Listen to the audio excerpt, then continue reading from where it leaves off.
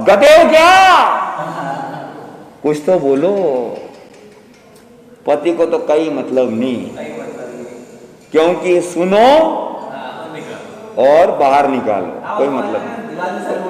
दीवार सर फुटना मेरा ही है ना। अब क्या हुआ, पैर पटकती पटकती वो पत्नी कमरे में गई और सो गई। बोलो दिलीप जी, उल्टी सोई कि सीधी सोई? उल्टी सोई, प्रवीण जी सोई बोले, है ना। वो उल्टी सोई क्योंकि जब आप गुस्से में होते हो तब आत्मा भारी होती है, और भगवान कहते हैं 18 पाप में क्रोध भी एक पाप है, और आत्मा पाप से भारी होती है। और गुस्सा जब आता है उस समय आपकी ताकत नहीं कि सीधे सो जाओ, आप तकिए में मुंह घुसर गई सो गए, है ना। सो गई। धीरे धीरे नदी का पूर क्या होने लगा, उतरने लगा धीरे धीरे, क्योंकि दुनिया में कोई सी भी नदी पूर आएगी 1-2-3 दिन में उतर जाएगी। ऐसे ही आपको गुस्सा आएगा 1-2-3 दिन में उतर जाएगा, घंटे 2 घंटे में उतर जाएगा। अभी मैं आपको कहूं 24 घंटे गुस्सा करो तो कर सकते हो क्या? पर मैं आपको कहूं साहब आज 24 घंटे की मौन कर लो तो आप आराम से कर लेते हो, क्योंकि शांत रहना आत्मा का स्वभाव है। इसीलिए कोई व्यक्ति जब मर जाता है तो आप क्या कहते हो, क्या हो गया वो? शांत हो गया। मतलब अभी तक क्या था वो? अशांत था, अब भाई शांत हुआ, अब भाई शांत हुआ है। मतलब तुम जितनी दौड़ भाग कर रहे हो, मकान दुकान सोना चांदी, ये सब अशांति के काम है। दुनिया यही कहती है कि अब भाई शांत हुआ। और एक बार मैं शोक पत्रिका पढ़ रहा था, उसमें लिखा था अत्यंत दुख के साथ सूचित किया जाता है कि मेरे पूज्य पिताजी का निधन हो गया। निधन का क्या मतलब? बिना धन का हो गया। अत्यंत दुख के साथ सूचित किया जाता है कि मेरे पिताजी बिना धन के हो गए। क्या हो गए? तो याद रखना आत्मा का स्वभाव शांत रहना। जब भी आपको गुस्सा आए, जयंती भाई से ने भगवान से प्रश्न किया, भगवान जीव सोता भला कि जागता भला? भगवान ने उत्तर दिया कि पापी जीव सोता भला न धर्मी जीव जागता भला। जब आपको गुस्सा आ रहा है तो आप पापी हो, सो जाओ, घंटे 2 घंटे में गुस्सा क्या हो जाएगा, सीधी सी बात। जब गुस्सा आए तो राम बनने की ताकत नहीं हो तो रावण बनने की कोशिश मत करो। रावण कर्कश बोलते थे, राम मधुर बोलते थे।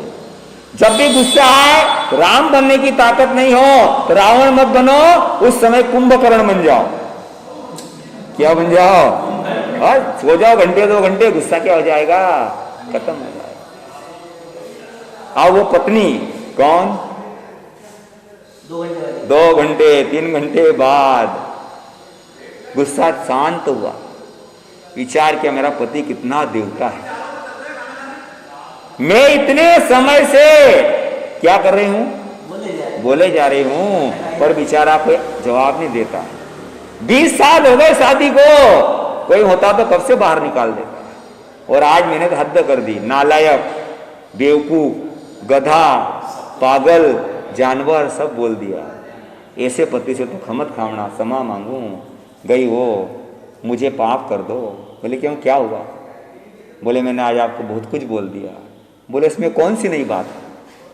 आप जिस दिन से हमारे यहाँ पधारे हैं उस दिन से आप बोलते हैं, हम चुप रहते हैं, उसमें कोई तकलीफ ही नहीं है हमको। नहीं आज तो मैंने आपको बहुत कुछ बोल दिया। बोले कोई अफसोस मत करो आप, हम तो हमारे ससुर जी का शुक्रिया अदा करते हैं कि यदि कोई व्यक्ति टेप रिकॉर्ड लाए तो लाने के पैसे लगे, चलाने की लाइट लगे, सुधारने के पैसे लगे। यदि टीवी लाए तो पैसे लगे, चलाने की लाइट लगे और सुधारने के पैसे लगे। पर हमारे ससुर जी ने तो ऐसी आइटम दी है कि 24 घंटे नॉन स्टॉप चलती है, खराब होने का काम ही नहीं है। अरे नहीं आप मजाक करते हैं। मैंने आज आपको जो है नालायक के दिया। अब तो मैं नालायक ही हूं ना। नालायक किसको कहते हैं? जो लायक नहीं है। तो मैं तेरे से झगड़ा करने के लायक नहीं हूं तो मैं नालायक ही दूं? अरे मैंने आज आपको पागल कह दिया। अरे पागल कह दिया तो क्या बात है? पा मतलब पाप, गल मतलब गलना। जिसके पाप गल गए वो पागल हो गया। अरे मैंने आज आपको गधा कह दिया। हाँ तो मैं गधा ही तो हूं। ग मतलब गलत, धा मतलब धारणा। जिसकी गलत धारणा हो वो गधा है। गधे की धारणा रहती है बारिश में गधे दुबले पतले हो जाते हैं और गर्मी में मोटे हो जाते हैं। बारिश में हरी घास को देख करके इतनी सारी मैं कब खाऊंगा दुबला हो जाता है, और गर्मी में सारी घास सूख जाती है तो सोचता है मैं सब खा गया, तो मोटा हो जाता है। गलत धारणा है। क्या है? गलत धारणा।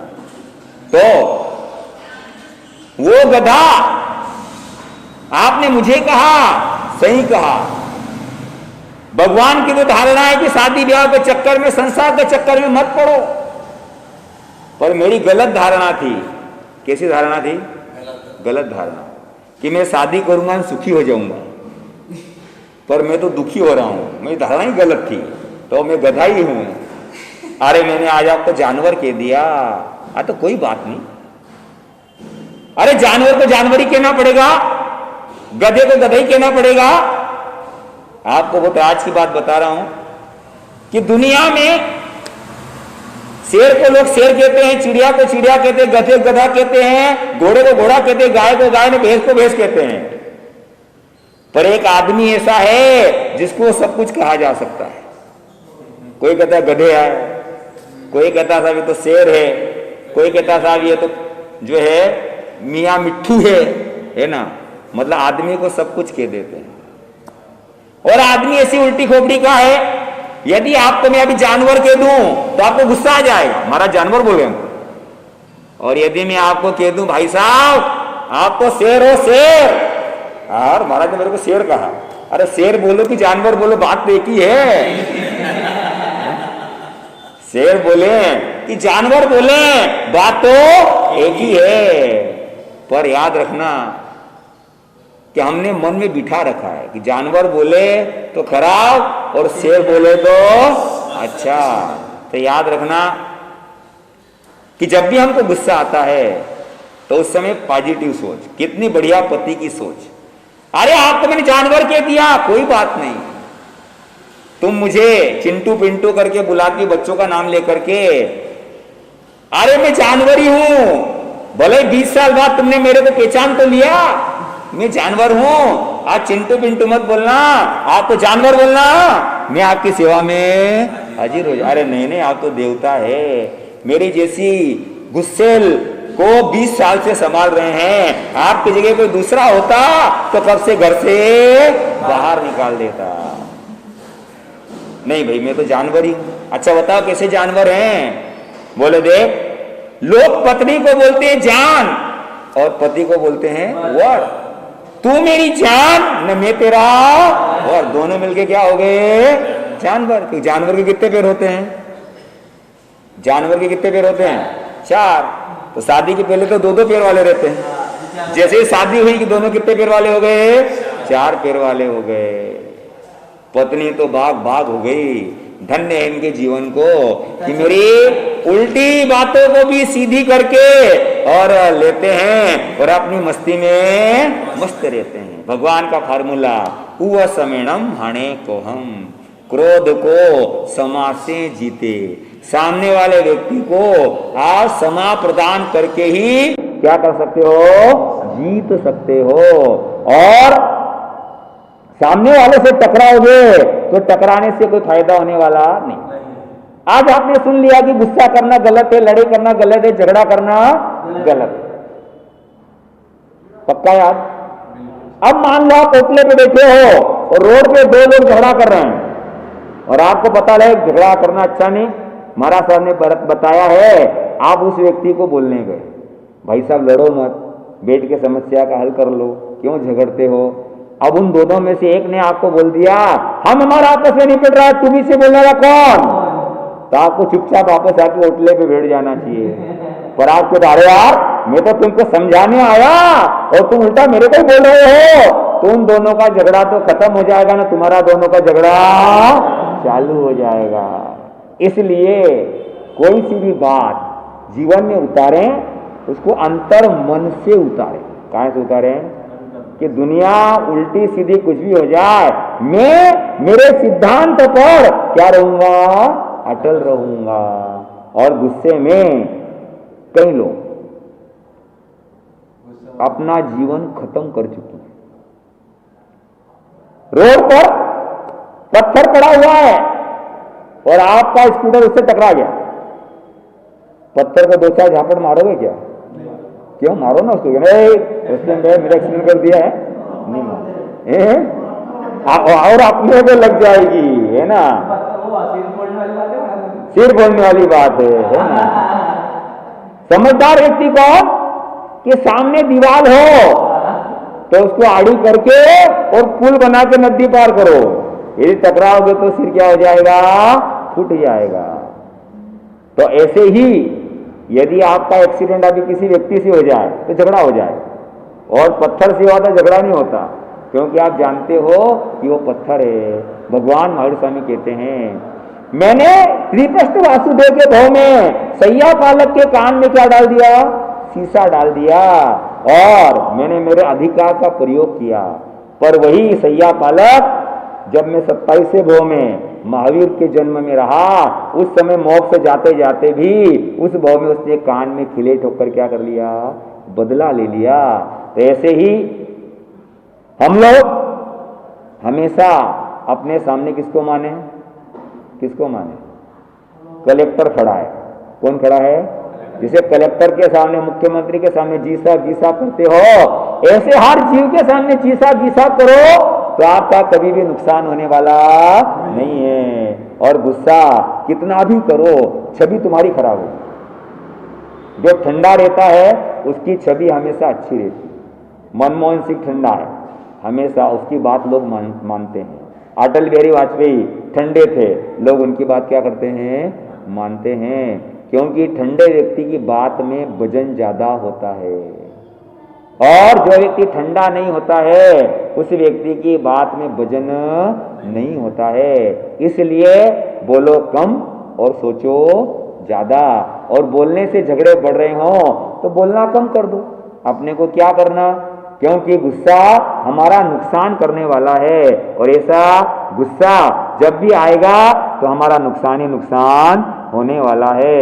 तो निर्बल पर आपको गुस्सा आएगा, और किस पे आएगा कि दर्शन करने के महाराज साहब नहीं बोले तो गुस्सा आएगा, और दूसरे की गलती की सजा अपने आप को दोगे तो गुस्सा आएगा। और हम क्या करते हैं ये कभी नहीं बताना। जिस दिन आपने बताया कि हम क्या करते हैं तो फिर गुस्सा आएगा। जैसे आप महीने में 25 दिन धर्म स्थान पे आ रहे हो, सब लोग कहते हो साहब ये सुनील जी तो रोज रोज आते हैं साहब। एक दिन आपको भी घमंड हो ही गया, यार सभी तो कह रहे मैं रोज आता हूं, एक दिन आपने आपके मुंह से बोल दिया मैं रोज आता हूं साहब। आप बाकी के लोग ध्यान रखते हैं, आप सुनील जी महीने में कभी 30 दिन भी आ रहे हो ध्यान रखते हैं, और एक आध महीने कभी एक दिन नहीं आए 29 दिन ही जाए तो आदमी घर पहुंच जाता, सुनील जी क्या आज मंदिर नहीं आए? अरे यार थोड़ा काम आ गया था। नहीं वो आप कहते हो ना मैं रोज आता हूं, ध्यान रखना आज नहीं आए थे। पहले 25 दिन आ रहे थे तो भी दुनिया करे रोज आ रहे हैं, पर जिस दिन आपने अपने मुंह से बोल दिया उसके बाद में सीसी कैमरे लोगों के क्या हो गए, चालू हो गए। तो अपनी प्रशंसा करने वाले को भी क्या होता है, गुस्सा आ जाता है। और स्वावलंबी जीवन, अपना काम खुद करो तो आपको कभी गुस्सा आने वाला नहीं है। तो ऐसे गुस्से के ऊपर चिंतन मनन करके और पॉजिटिव सोच रखें, मेरे गुस्सा करने से क्या होगा। यदि मैंने गुस्सा किया और सामने वाला सुधर भी गया तो विशेषता उसकी है, अपनी क्या विशेषता, अपने तो गुस्सा करके उल्टा क्रम बांधे। यदि आपने गुस्सा करने से सुधर गया तो सामने वाला। एक बार स्वामी विवेकानंद के पास एक लड़का आया, बोले चाहे जितना कटु वचन बोलो, चाहे जितना मेरे को कुछ भी आप बोल लो, मुझे गुस्सा आने वाला नहीं है, आप बोल के देखो, चाहे गाली दो चाहे कटु वचन बोलो। तो स्वामी विवेकानंद बोले भाई तूने साधना की तेरे लिए, अब तेरी परीक्षा के लिए मैं गलत बोलकर अपनी जबान गंदी क्यों करूं? तेरी साधना तेरे लिए है। तो याद रखना, कई लोग कहते हैं महाराज साहब मैं तो परीक्षा ले रहा था, क्या कर रहा था? अरे परीक्षा लेने के लिए तुम गलत काम क्यों करते हो? ऐसे ही हमारा इन पर्युषण पर्व के दौरान ये लक्ष्य होना चाहिए कि हम कैसे इन क्रोध, मान, माया और लोभ से बचें। और जैसे ही हम इनको बचने की कोशिश करते हैं तो जैसे भगवान ने कसाय के रास्ता छोड़ करके और निष्कसाय का रास्ता लिया, इन क्रोध, मान, माया लोग को छोड़ा तो उन्हें केवल ज्ञान की प्राप्ति हो गई। आपके बच्चे भी क्रोध, मान, माया लोग से दूर रहते हैं तो उनका ज्ञान क्या होता है? बढ़ जाता है। आज आप लोगों ने इस कषाय के विषय में सुना और सुन करके अपने जीवन में परिवर्तन लाएंगे तो यहाँ भी आनंद होगा और आगे भी आनंद होगा। गुरुदेव की आज्ञा से चतारी मंगलम अर्यंता मंगलम सिद्धा मंगलम साहु मंगलम केवली प्रणतो धम्मो मंगलम चतारी लघुत्मा अर्यंता लघुत्मा सिद्धा लघुत्मा साहु लघुत्मा केवली प्रणतो धम्मो लघुत्मो चतारी शरणम पहुँचामी अर्यंते शरणम पहुँचामी सिद्धे शरणम पहुँचामी साहु शरणम पहुँचामी केवली प्रणतम धम्मम शरणम पहुँचामी। चार मंगल, चार उत्तम, चार शरणागत कर्ण और इन शरणों को जो भव्य प्राणी आदरे अक्षय